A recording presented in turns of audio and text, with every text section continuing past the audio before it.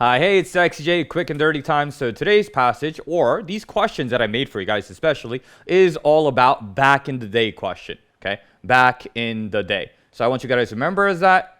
I think I also called it at first question, but back in the day is a better title, and you'll see why in the second question I made for you guys specifically. Okay, so back in the day, or usually you'll see at first, in the beginning, or back in the day, right, in the past, or initially, any of those things. So we see the word first here. The whole point of that is things are different now. So it's different from the present is the whole point of these questions. So to put simply, if right now I love ballet, back in the day I didn't love ballet is going through the whole point of these questions. Okay, that's it. So for both of these, let me just tell you guys, these are based on, let's say, for this first question that I made for you guys, let's say right now I hate the dude. I hate him. I despise him. He's awful, right? So the passage indicates when the narrator first started learning about under Robert Bobbleton. What kind of name is that? I made that name. It's a silly name. Robert Bobby Bobbleton. Anyway, I right now hate him. I hate him right now. So back in the day, I must have not hated him, okay? Maybe I even liked him, okay? So I'm looking for something. Because I hate him right now, I'm like, not hate. Maybe even like? Maybe? Question mark? Okay. So let's look at all of these things. And you guys could probably notice the trap answer if you've been following along with all my videos. You can say, okay, so emotional critic, that is not a positive, so that's out. Unqualified instructor, well, that means he's a bad teacher. That's a negative, so that's out. I'm looking for a positive. And you guys also see here, I put in the word instructor as a trap. Why? Because you're learning under the guy. Oh, instructor. If you're doing the short way of like not thinking too much, that's another trap. So we're here between A and B. And I'm kind of packing these with as much info as I can. I know it's a back of the day question. You guys remember, weaker the answer, the better, which is another quick and dirty. You guys have seen probably 3 videos ago. I'm trying to keep track. So we have peerless soulmate and agreeable presence. Both are positive. Okay. Which one's more likely? This guy that I'm learning on, I think he's my soulmate. First of all, that's a little bit weird on the ACT and the SAT. That kind of romantic undertone, really not going to happen. Secondly, that's very extreme, and the extreme answers are bad. Yeah. So the answer here is B, agreeable presence. Okay. And common sense wise, if I think somebody's a soulmate, I think they're agreeable. I think they're all right. So I'm going to go with B because I'm getting rid of C and D because those are negative, and I'm going with B because it's less extreme. So that captures the first version of what I used to do in the back of the day question. But I told you guys I'm back better than ever. So I made another one to show you guys how does it apply in a not a story, right? So this is from a research passage, from a science passage. What does the author suggest about giraffe milk studies done in the 1960s? So I'll give you guys a background here because I didn't give you the passage. So right now, the giraffe milk studies are very useful. And they are giving us medicinal benefits for humans.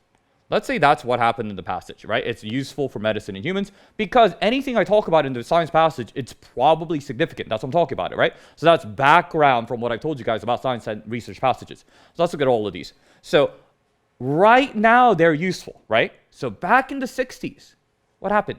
They weren't, okay? They weren't. So just like in the previous question, right now, I hate the man. Back in the day, I didn't hate the man. Here, right now, they're useful. Back in the day, they were not useful, is the whole point. So the answer here is D. They were not expected to produce results applicable for human medicine. I have the keyword human medicine. Instead of useful, I have the word applicable. So they didn't think it would be good. Okay. All the other ones are very, very common trap answers in terms of oh, it uses the word protein. Why? Because that was in the passage. Or it uses the word nucleic acid. Why? Because it sounds scientific. Oh, another thing with the answer choice A, medicinal properties. See, that's how they make the trap answer. They try to get you all the time. That's something that was very important in the passage. So that part of it is okay. But what is it missing? It wasn't useful. Why? Because it's back in the day. Back in the day is different from how it is now. Okay. And then answer choice C, they face obstacles in terms of funding. That's vaguely negative. That's why they put it in there, or they would put it in there, because I'm making these off of seeing each test thousands of times. So it's vaguely negative. So they put it there because of the word obstacle. Okay. So to sum up, passage 1 or question 1 here, I hate the guy now. So back in the day, I didn't hate him. This one, and the science one, I think this is great now. Back in the day, it was not expected to be great. So both of those are back in the day. Things are different from how they are, right? So, and that's how we use those phrases in real life. So when I first came to the United States, I could not finish a Subway sandwich. Now I can. That makes sense, right? That's how we use those words. But if I say, back in the day, when I first came to the United States, I was Asian. I'm still Asian, right? That would be a weird way to use it. You do not do that, okay? So back in the day, things are different, and it is the opposite of how things are now. And that's it for the today's quick and dirty. For this, though, you would need to know what is the main point of the passage. And how do you do that? The conclusion or the blurb or intro is where you would get that, as you guys already know from my other videos. So try to combine all of these guys and synthesize them so that using all the quick and dirty videos, you can get a whole picture idea of how to do the entire reading section for SAT or ACT or whatever standardized test you want. I can do whatever test you want, really. So stay tuned for more quick and dirty, guys. I'm getting them all back up, and as you guys can see, since I'm making my own questions, I can even make multiple questions about the same topic to show you the different applications. So let me know what you guys want to see covered. I'll get them back up for you guys. I'm even going to make some long and deep pretty soon. Kind of looking forward to that, going long and deep. Okay, I'll see you guys next time. Study every day with Sexy J. Bye-bye.